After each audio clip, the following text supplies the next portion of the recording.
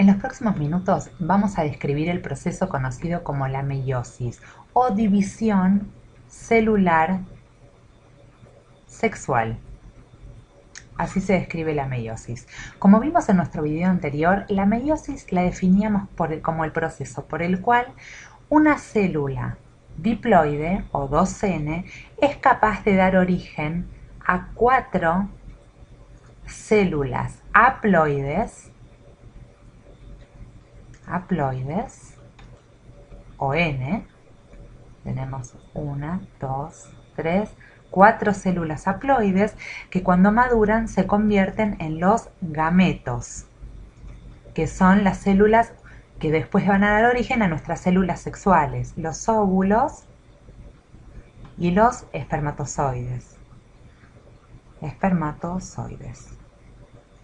Estas células que tienen la capacidad de generar los gametos se las conoce como células germinales y están localizadas en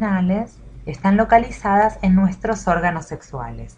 Entonces, la mitosis es el proceso por el cual se genera a partir de una célula germinal los 4 gametos haploides. Ahora, vamos a hablar un poco específicamente de la mitosis. Para eso borremos esto, si nos dejamos un poco de lugar y hablamos sobre la meiosis.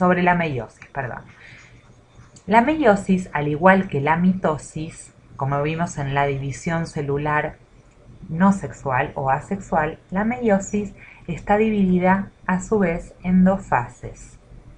Lo escribí mal, vamos a ponerlo así. Meiosis. La meiosis, vamos a decir que está dividida en la meiosis 1 y la meiosis 2.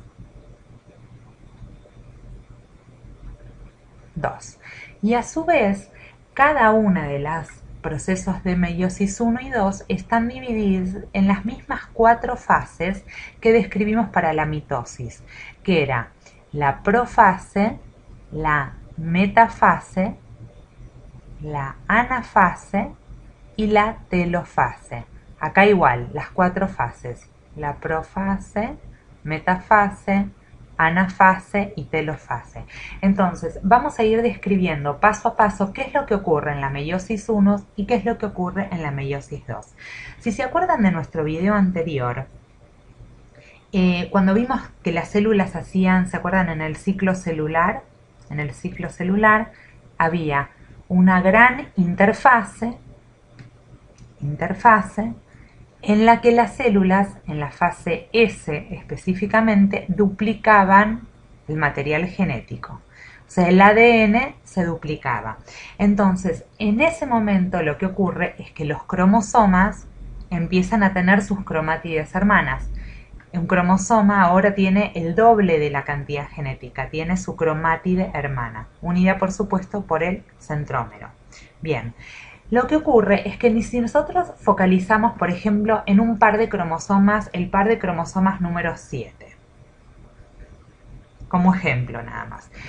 Este par de cromosomas, nosotros sabemos que este cromosoma fue heredado de mi madre y este cromosoma fue heredado de mi padre, con lo cual estos 2 cromosomas no tienen exactamente la misma información genética. Este par de cromosomas se dice que son cromosomas homólogos. Porque si bien tienen la misma información respecto de qué genes están contenidos en el cromosoma 7, no toda la información genética va a ser exactamente la misma. Si pudiera dar un ejemplo, supongamos que en el cromosoma 7 estuviera el gen para color de ojos.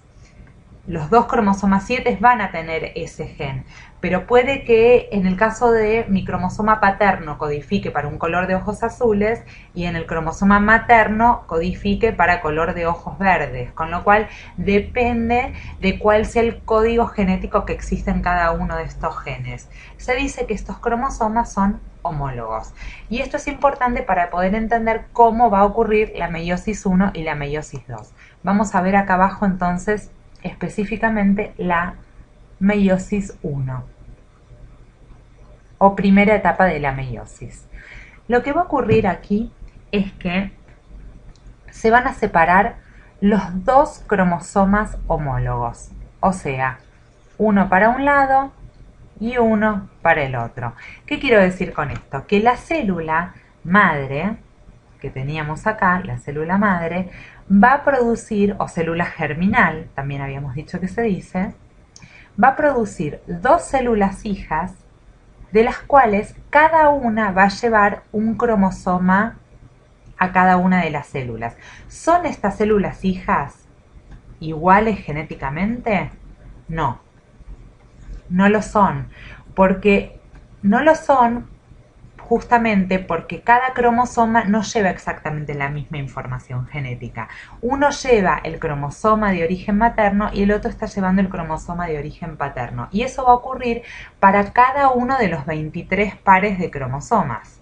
O sea que esta célula va a tener 23 cromosomas y esta otra célula va a tener otros 23 cromosomas. Se dice que estas células son haploides. Bien, pero igualmente cada una sigue teniendo el doble de información genética, porque dijimos que los cromosomas normalmente tendrían una sola cromátide. Esto de tener las dos cromátides es cuando se duplica, con lo cual todavía nos falta una división más. Y esa segunda división es justamente la meiosis 2. Entonces, donde en la meiosis 2 cada una de estas células se vuelve a dividir para formar nuevas dos células hijas, y ahora sí, cada una de estas cromátides se va a separar, como lo vimos exactamente igual que en la mitosis, para dar lugar. Para dibujar esto, o para darle, vamos a dibujar una de las cromátides en verde, para poder mostrar que en un caso vamos a tener esto y en el otro caso la otra célula lo que se va a llevar es la amarilla, con lo cual el resultado final de la meiosis es 4 células haploides